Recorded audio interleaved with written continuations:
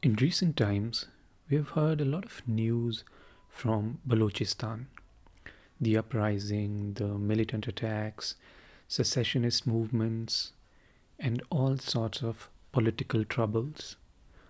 For those of you who don't know, Balochistan is a province in Pakistan.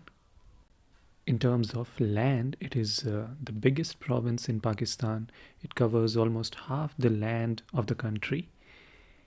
And right from the beginnings, decades ago, there have been many issues politically and militarily when it comes to this part of the country. And over the past few decades, the trouble has only multiplied.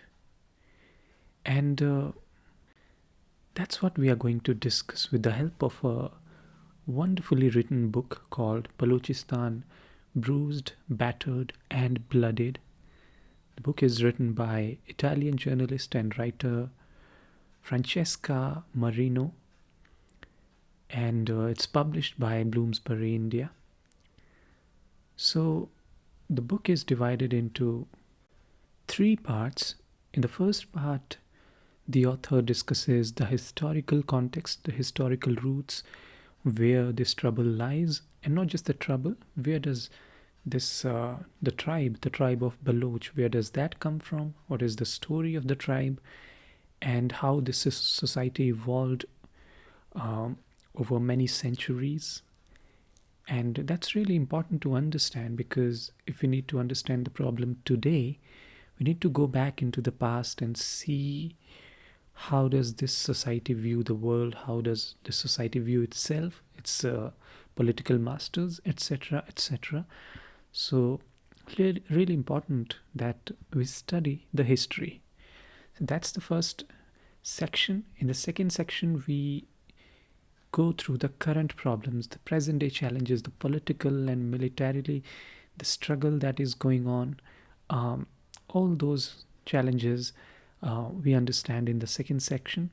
And in the third section, we talk about more in terms of future, but also what's going on from the point of view of neo-colonialism. What is China trying to do by creating its new Silk Road?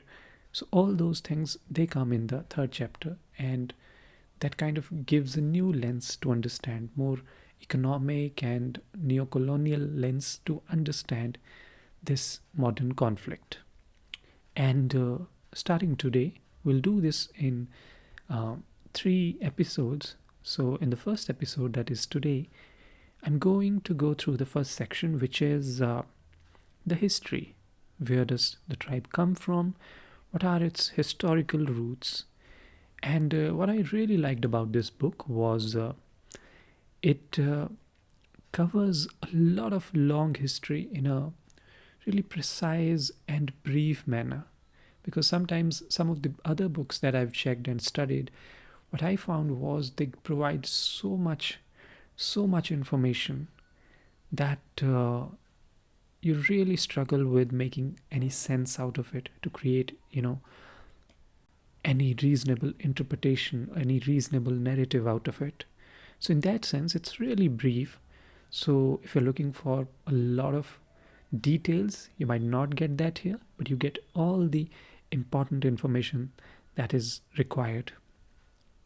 And what the author does in the first chapter is introduces us to the history of Balochistan with the help of a Balochi writer, Mir Muhammad Ali Talpur,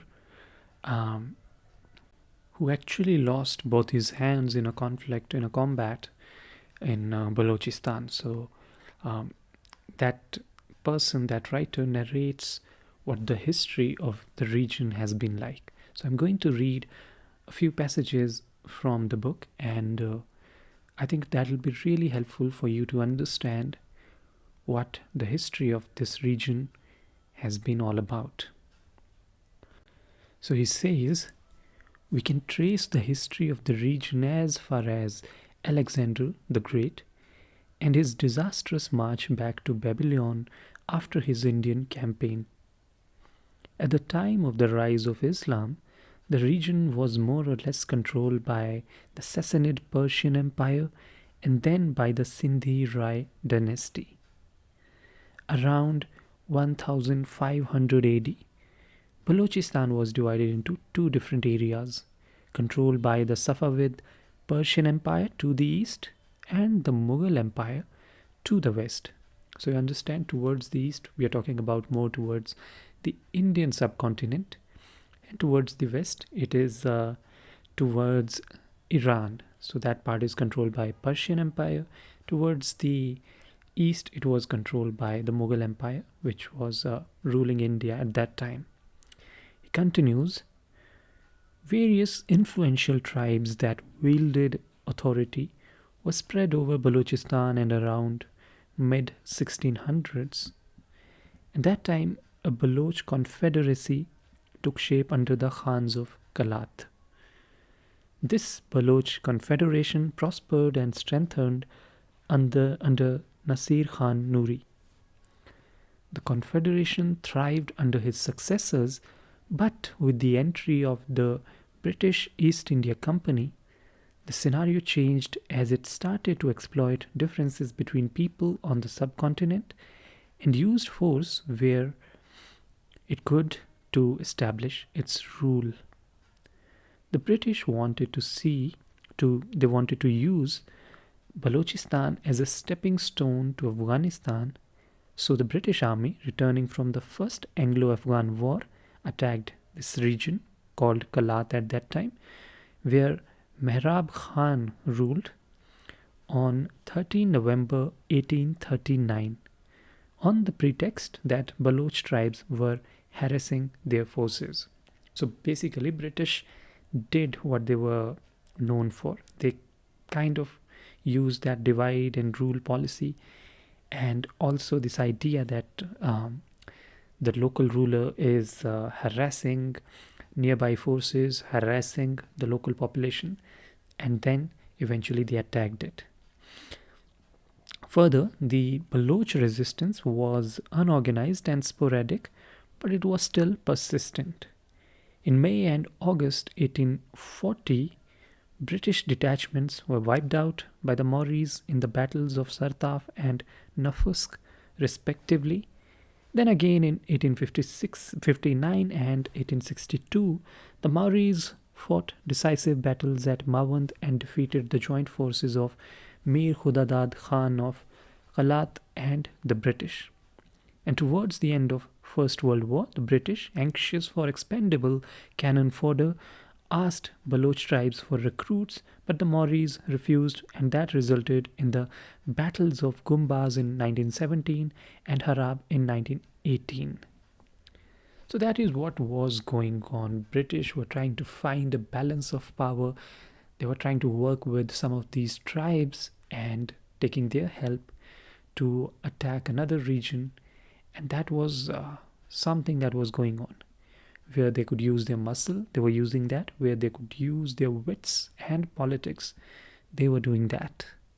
So eventually they succeeded, and Balochistan in 1854 became an associated state of the British Empire, and in 1877 the British established the Balochistan Agency to deal with the princely state of Balochistan.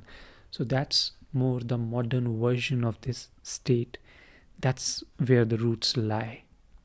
But at the same time, you have to understand there was Iran also on the other side. So the Persian Empire, the Iranis, they conquered part of the western Balochistan, and that kind of merged with it. So that got divided into two regions. One is in the present day Iran, second is in the present day Pakistan. And the state of Balochistan that arose over centuries, that got divided. And when you hear some of these movements, you'll find certain, very few though, but certain voices from Iran, they asking for this freedom for Balochistan. But they are very, very few in the country of Iran. Most of them are in Pakistan. But on the eastern side, the region that was under the British Empire, you find that it wasn't really ever merged. There was a lot of resilience, there was a lot of dissent, the struggle. It kept going on and on and on. And like I said, British at one point in 1877, they agreed that this was the state of Balochistan, but they kept playing politics after that. So they replaced the Khan of Kalat of that state, replaced with his son, and then once again, tried to play politics into that. So you never got a really stable state which could develop or prosper in any sense. And even British were having a difficult time dealing with the political aspect of it. They were not willing to grant the kind of status that it deserved. They kept meddling in the politics. And so you find that there was a lot of instability during that time also. But things became really complicated after the British left. After the Second World War, when it ended, British had no money. They couldn't really run all these parts. So eventually they had to leave. And when they left the subcontinent with two big countries, which eventually were going to become the enemy nations, India and Pakistan. And as it was decided, these two countries were there, but a lot of independent states were there, which had the choice to join either of these two newly formed republics, the Republic of India or Republic of Pakistan. And some of them at that time, for example, Kashmir, Balochistan, some others, they decided to remain independent. They wanted their own sovereignty. And because who doesn't like their sovereignty? So that was the idea to begin with. They wanted to create their own nation. But as we now know it, that could not happen. So what really happened was in 1947, India and Pakistan were formed. Until 1948, this state of Kalat, which is now known as, this region is Balochistan, that remained a sovereign nation. But it was forced to accede to Pakistan in 1948. And how did that happen? Because until 1947, these countries, they have recognized these separate sovereign states. So what changed? Let's go through the agreement that they had, which India, Pakistan, and of course Balochistan, then as it was, they agreed. So these are the points of that agreement. The first point says the government of Pakistan recognizes Kalat state as an independent sovereign state in treaty relations with the British government with a status different from that of Indian states. The second point says legal opinion will be sought as to whether or not agreements of leases between the British government and Kalat will be inherited by the Pakistan government.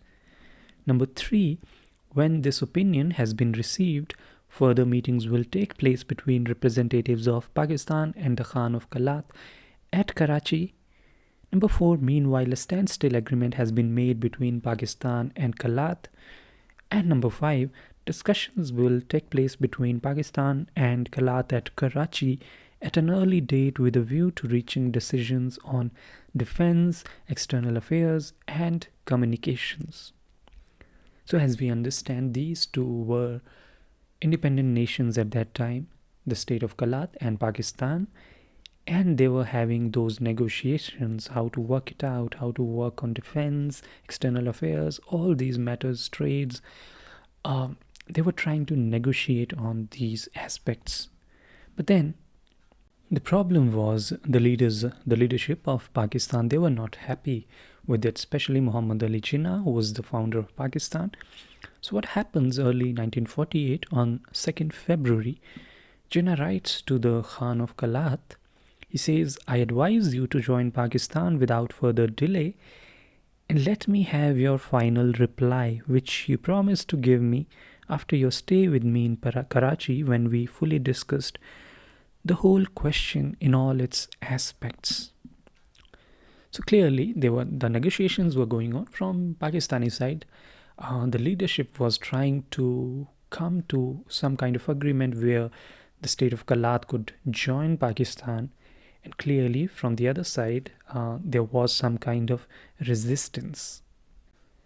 And this the leadership of Kalat, they had made it really clear in all these negotiations that they don't want to join Pakistan because they said that they had a distinct civilization and a separate culture, like there was in Iran, then there was in Afghanistan. It had its own history, it had its own trajectory, so they wanted to remain separate. But Pakistan did something that the British were doing earlier. They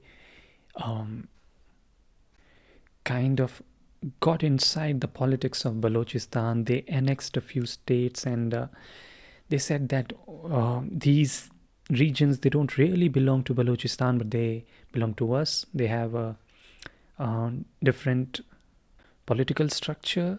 So what they did was they really cut half of this state of Kalat and took control over it. So in just a matter of a day, half of the state was gone. And eventually what happened was Pakistan took control of all of Balochistan. So one might ask, where was India in all this? And we find that under the leadership of Nehru, India was also not very keen on seeing Balochistan as an independent state. And Nehru thought that it will be preposterous because it would leave the future of this strategic frontier of India in the hands of just one person, because there was no democracy at that time there. And Nehru felt it could be dangerous for India. And you can, in hindsight, you might say that it was an error in judgment, because Nehru might have believed that India and Pakistan are going to be friendly states, and if anything, if any problem comes from the outside, if Pakistan takes care of it in Balochistan, that would be fine. But the opposite happened. Eventually, we got to a point where India and Pakistan, they became enemy states, and India wanted a weaker Pakistan. So in hindsight, it would have been wiser if India supported Balochistan at that point. But at the same time, you can also argue that India's hands were full at that time, and they couldn't really afford to go on a war or get its hands dirty with another thing, because already there was a conflict brewing in Kashmir. So all of these things can be criticized or justified when looking back, but it's always much more complicated when you're looking ahead. So those are really the foundations, the roots of all this trouble, because on one hand, you can see that Pakistan annexed the state and it became a province of Pakistan, but at the same time, you can understand why a lot of people there, they never accepted it. And one way or the other, sometimes quietly, sometimes more in a violent fashion, they protested against it. And for this whole transition to go smoothly, what must have happened, what should have happened at that time is if these two leaderships, they had negotiated really well, understood each other's challenges, and then agreed on certain aspects. But in fact, quite the opposite happened. Once this state was annexed, a lot of leadership, a lot of leaders from the state of Kalat, they were thrown into the jails. A lot of people were intimidated, executed, or not really allowed to protest. And that really added to the frustrations of the Baloch people.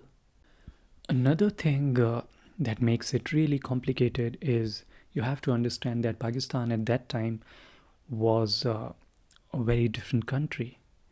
On one side, you had Western Pakistan, which is pretty much today's Pakistan. On the other hand, you also had Eastern Pakistan, which is today's Bangladesh. And these two wings of Pakistan, Western and East, they were separated by India. And Pakistan, in order to create one country and instill those values of nationalism, it came up with the plan of one unit where they tried to enforce one culture, one language, one religion, of course, over the entire population. And that really annoyed some groups. For example, it annoyed Bengalis that their language wasn't respected and Urdu was being imposed on them. So eventually that struggle led to the creation of Bangladesh. But at the same time, same feeling you could see brewing in many other parts of Pakistan other than Punjab. So for example, in among the Pashtun tribes, among the Balochis, among the Sindhis, they had this feeling that this one unit plan of imposition of one language or one culture or one ideology is not really healthy for these different groups. And so you saw these over these last few many decades or years, you saw various kinds of protests coming from these different sections. But all this was at its worst in probably in Balochistan, where they really what they did was really stripped off the possessions of the Khan of Kalat and fired on the crowd of the on the protesters, and never really allowed those voices of the Balochi people to come up or to discuss this problem politically and find a long-term solution for this all these grievances. That never happened. So what happened was those seeds of rebellion and some kind of hatred for the state of Pakistan, they were sown at that time. And over the years, they continued to grow and they sprouted, and then it became a challenge for the country. And another point to mention here is that for many centuries now, in these Balochi tribes, you find the leadership is kind of tribal leadership. People have their small tribes, and they have their leaders, and those leaders really controlled their groups and influenced what was going on there. So the state of Pakistan didn't really respect those leaders of these tribes. In fact, a lot of times they put them against each other, try to play politics there, just like the British, and got many of them killed or jailed. And at some point, the idea was even to make some of these tribes go extinct, and that wasn't really helpful. And things go from bad to worse, and probably worst at the dawn of the millennium, when General Pervez Musharraf was the dictator of Pakistan. So what was going on in Balochistan at that point? First of all, we have to understand that there were, in terms of tribal groups, there were many Balochi tribes that were living there, and also the Pashtun tribes. These two important groups were there in Balochistan at the start of this century, because that's how people had moved after the creation of Pakistan. So the Balochistan province, as it was, these two tribes lived in this part. And then in terms of economy, in terms of human development index, it's really probably the worst region in the world. The statistics in terms of education, literacy, unemployment rates, human development index, they are even worse than sub-Saharan Africa. So it's a really difficult place to live in. There was hardly any access to drinking water or electricity, anything in terms of sanitary or health infrastructure. None of it was there, and I think very little of it is there even today. And to make matters worse for them, what happened was a lot of gas was discovered in this region. It was produced there and then it was exported to the different parts of Pakistan. So even though those resources were being exploited from the region, the people who belonged to that land, they were not getting anything out of it. So those grievances, they were not just from the historical narrative that they were treated as second class citizens, their leadership was not respected, all those things, democracy never prevailed there, all those things were there for sure. But this economic problem, the fact that they didn't have anything, they didn't have jobs, they didn't have education, they didn't have access to water and food or anything, that had fueled this feeling of discontent or hatred towards the state. And hence, those protests, those violent disruptions, they were very much there. Now, at that time, you had the leader of the country, a dictator. How did he approach this problem, the Balochistan question? How would he handle? What do you think? Easy to guess, right? How would a dictator approach it? So instead of focusing on the political problem and create a consensus, he tried to bring in the Chinese, bring in the other investment, and keeping people out of it, and tried to extract resources, and wherever the force was necessary, he did that. And that fueled more anger, and which led to more protests, more attacks. In fact, one of these during one of his visits, he was attacked with some rockets and somehow he escaped. So, to quell the revolt, what he did, he sent army brigades and coast guards and police officers to just put an end to it. So, a lot of bloodbath happened in that time. So many people, they were killed, they were wiped out of their houses. Thousands of them, they got killed, and most of them, they were civilians.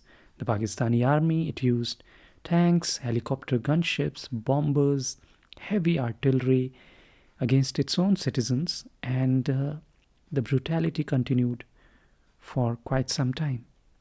But even that didn't solve the problem, because how was it going to? It was a political problem.